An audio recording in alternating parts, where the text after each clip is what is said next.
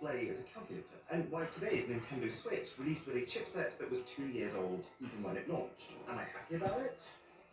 Not really. Is the Switch still my most played current console by far?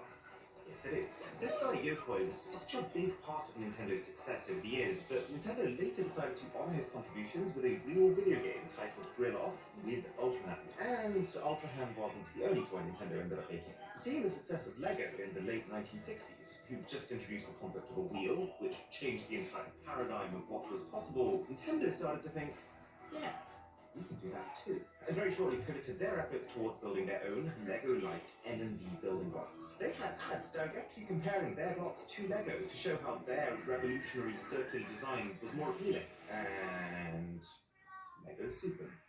Understandably.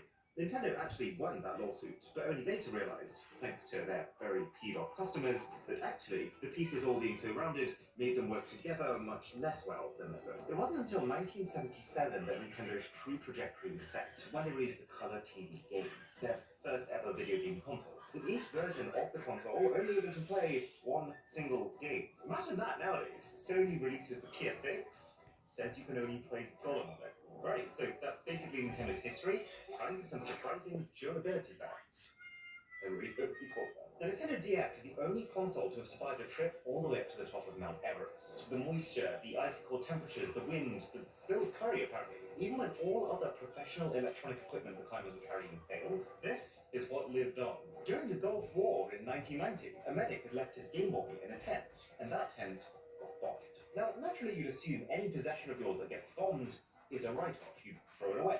But just what seemed like a bit of a sick joke, this medic decided to send his melted Game Boy in for repair when he got back. But then, the Nintendo repair staff, when they received this fried Game Boy and stuck a game of Tetris in just to try and see if it was even repairable, found that it wasn't just repairable, it actually still worked. But it gets crazier, because the Game Boy was also the first console ever to be taken to space. In 1993, Russian cosmonaut Alexander Serebrov spent an astonishing 196 days in the Russian space station with the handheld and a copy of Tetris. So, remind me what gravity feels like? Like all cosmonauts, I love sports. My particular favourites are football and swimming. During flight, in rare minutes of leisure, I enjoy playing Game Boy, wrote Serebrov in an autographed note that accompanies the game and his Game Boy in a 2011 auction. So yeah, if there's one brand of consoles that you could confidently take to war with you, it's Nintendo. But what about the weirdness of Nintendo's characters? Like how Mario, in the original Donkey Kong arcade where he first appeared, wasn't meant to be Mario. Nintendo actually wanted to use Popeye as the main protagonist, but just couldn't get the licensing rights. And it's only then that they realized that they actually need a character of their own, so they decided to create Jumpman.